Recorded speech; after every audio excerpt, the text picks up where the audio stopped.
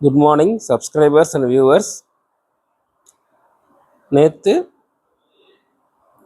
Physics chapter 1 example 1.5 உடைய part 1 நேற்று video இருந்தது. அதை பார்க்காதவங்க அதை பார்த்துட்டு வாங்க.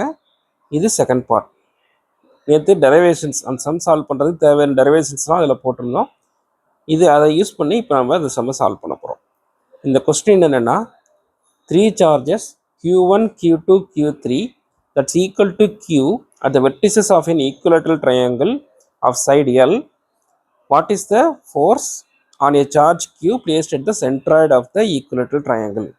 அதாவது 3 charges Q1, Q2 and Q3 எல்லாத்தோட வேல்யூமே ஈக்குவல் டு Q, எல்லாமே 3 வெர்டெக்ஸில் வச்சுருக்காங்க. அதனோட 3ஓட forces at Q at the centroid of the equilateral triangle தான் கேட்டிருக்காங்க. ஆமாம், நேற்று நிறைய பார்த்தோம். இப்போ ஸ்ட்ரைட்டாக வந்து சம் சால்வ் பண்ண போயிடலாம்.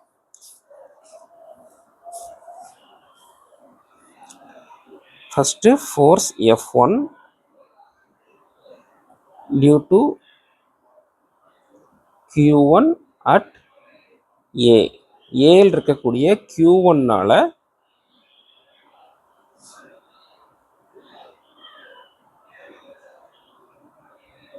ஏல் இருக்கக்கூடிய Q1னால Q மேலே எவ்வளோ ஃபோர்ஸ் வருதுன்றது தான் ஃபஸ்ட் கொஸ்டின். நமக்கு கூலம்ஸ் லா யூஸ் பண்ணி ஈஸியாக கால்குலேட் பண்ணிடலாம். எவ்வளோ வரும்? 1/4/ε0. ரெண்டு சார்ஜோட வேல்யூவும் சொல்லுங்கள். ஒரு சார்ஜோட வேல்யூ கேபிட்டல் Q, இன்னொன்று small q, divided by distance வந்து என்னது? A and O. AOவோட டிஸ்டன்ஸ் எவ்வளவு? The whole square.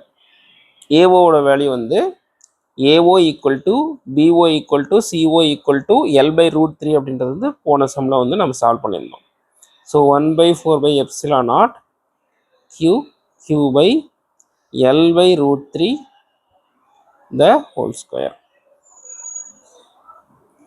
டவுட்ஸ் இருந்தால் கமெண்ட்ஸில் கேளுங்க, நான் உங்களுக்கு மறுபடியும் சால்வ் பண்ணி காட்டுறேன். Q by L²/3.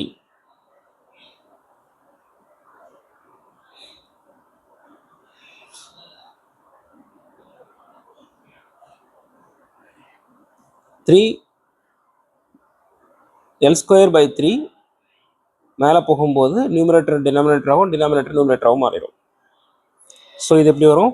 3 capital Q small q by 4/ε0 L².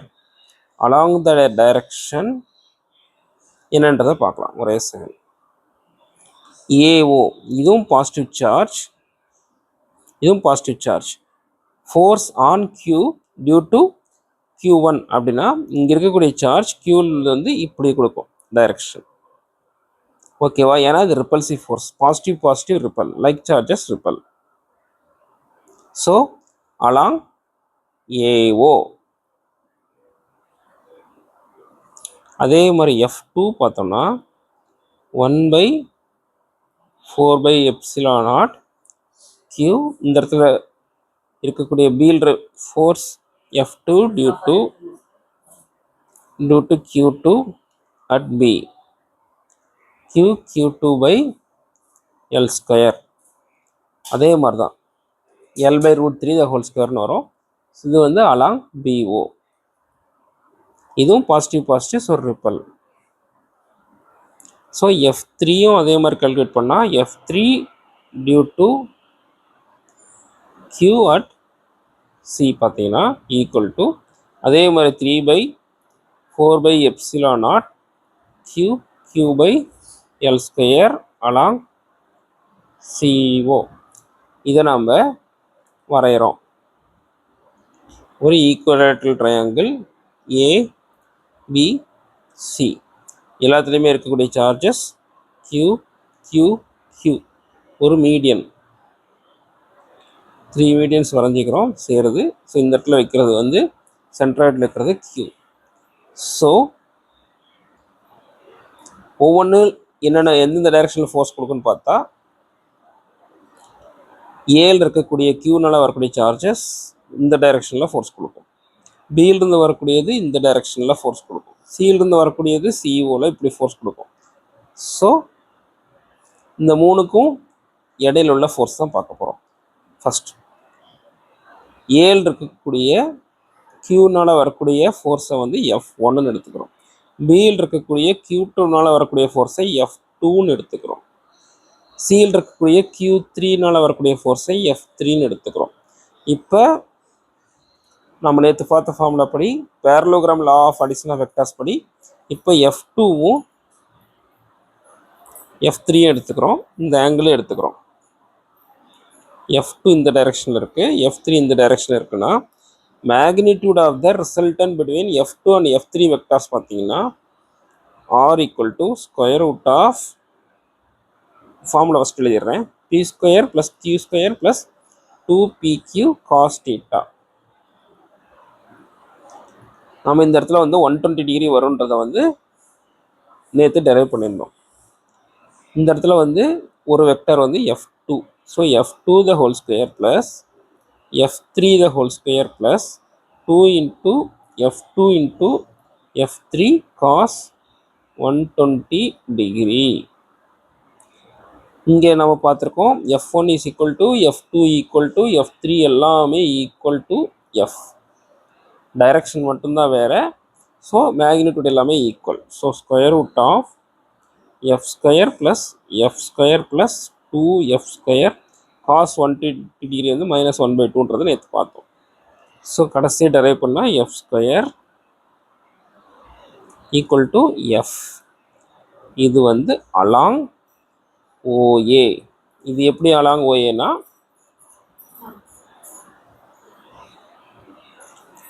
F2 F3 ரெண்டுமே equal magnitude.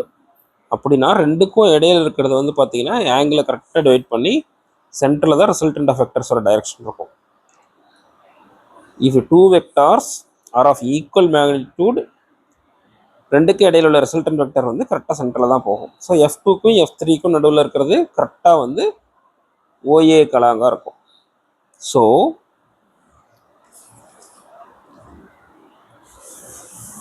Resultant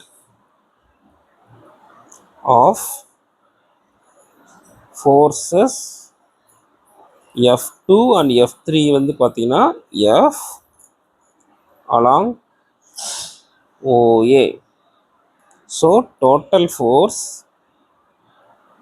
on Q due to all the three charges equal to force on Q due to Q1 plus force on Q due to Q2 plus force on capital Q due to Q3.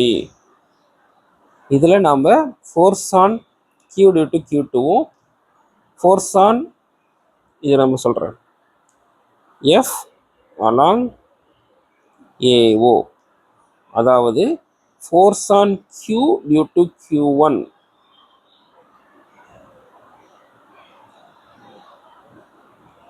இங்கே derive பண்ணியிருந்தோமா along AO.